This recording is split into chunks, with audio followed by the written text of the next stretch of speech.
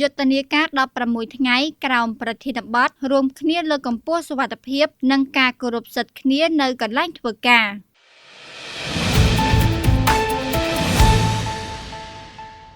នៅថ្ងៃទី3ខែធ្នូឆ្នាំ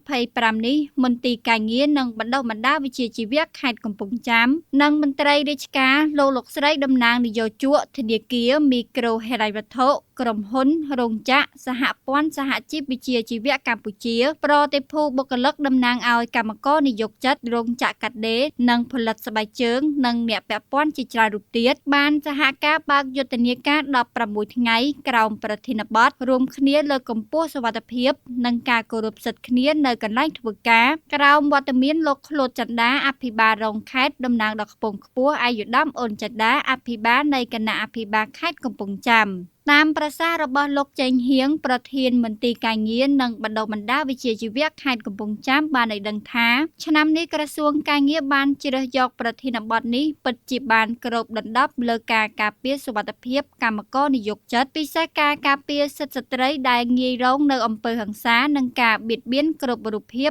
នៅកន្លែងធ្វើការយុទ្ធនាការនេះដែរគឺជាការចូលរួមយ៉ាងសំខាន់ជាមួយរដ្ឋាភិបាលក៏ដូចជាក្រសួងការងារនិងបណ្ដុះបណ្ដាលវិជ្ជាជីវៈក្នុងការអភិវឌ្ឍក្របខ័ណ្ឌការងារសុវត្ថិភាពសុខភាពនិងសក្តិរមណីកម្មនៅតាមរោងចក្រសហគ្រាសគ្រឹះស្ថានលោកប្រធានមន្ត្រីការងារនិងបណ្ដុះបណ្ដាលវិជ្ជាជីវៈបានគូបញ្ជាក់ថាច្បាប់ស្តីពីការងារនៃព្រះរាជាណាចក្រកម្ពុជាត្រង់មាត្រា83ចំណុចខចំណុចលេខ4អ្នកដែលកំហែងគំរាមជេរប្រមាថវាយដំនិយោជកឬកម្មករនិយោជិតឯទៀតចាត់ទុកជាកំហុសធ្ងន់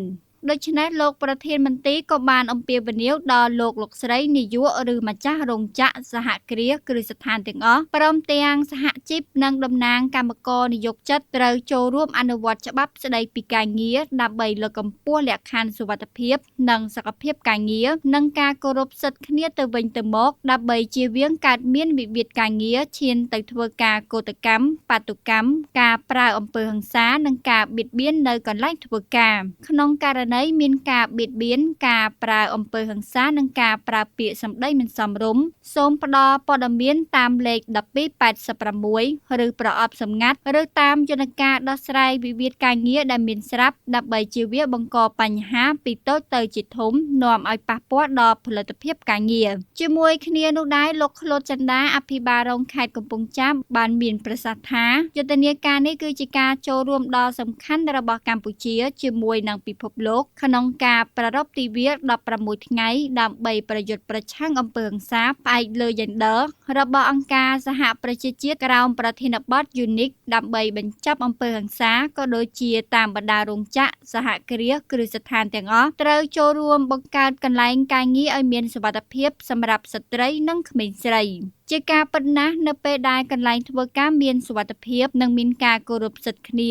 រោងចក្រសហគ្រាសគ្រឹះស្ថាននោះនឹងមានភាពសុខដុមរមនាហើយធ្វើឲ្យផលិតភាពអាជីវកម្មមានភាពរីកចម្រើនក្លាយជាសហគ្រាសមួយជាសហគមន៍សុខសាន្តលោកអភិបាលរងខេត្តមានប្រសាសន៍បន្តថាដើម្បីបង្កើនការផ្សព្វផ្សាយសម្ដៅបញ្ចប់អំពើហិង្សានៅកន្លែងធ្វើការតាមរោងចក្រសហគ្រាសគ្រឹះស្ថានត្រូវកិត្តគូនិងយកចិត្តទុកដាក់ពីគ្រប់ភាគីពាក់ព័ន្ធត្រូវដាក់ចេញនូវយន្តការបង្ការទប់ស្កាត់និងអំពើហិង្សាការបៀតបៀននៅកន្លែងធ្វើការប្រកបដោយសុវត្ថិភាពស័ក្តិសិទ្ធិភាពតម្លាភាពសមភាពសមធម៌និងការពង្រឹងការបដិញ្ញាចិត្តខ្ពស់ក្នុងការបង្កើតកន្លែងធ្វើការឲ្យមានសុវត្ថិភាពនិងការគោរពឲ្យតម្លៃគ្នាទៅវិញទៅមកជាមួយនេះដែរនាយកជកតំណាងកម្មករនិយោជិតសហជីពនិងកម្មករនិយោជិតត្រូវរួមគ្នាប្រែក្លាយការលើកកម្ពស់សុវត្ថិភាពនិងការគោរពសិទ្ធិគ្នាទៅជាវប្បធម៌នៃការអនុវត្តដ៏ល្អប្រសើរមួយដែលចូលរួមចំណែកក្នុងការប្រយុទ្ធប្រឆាំងអំពើហិង្សា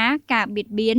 ដោយផ្អែកលើយេនឌ័រក៏ដូចជាធានាបាននូវសុខភាពសុវត្ថិភាពនៅកន្លែងធ្វើការដែលជាការរួមចំណែកដល់ការបង្កើនផលិតភាពការងារនិងភាពសុខដុមរមនារវាងនិយោជកនិងកម្មករនិយោជិត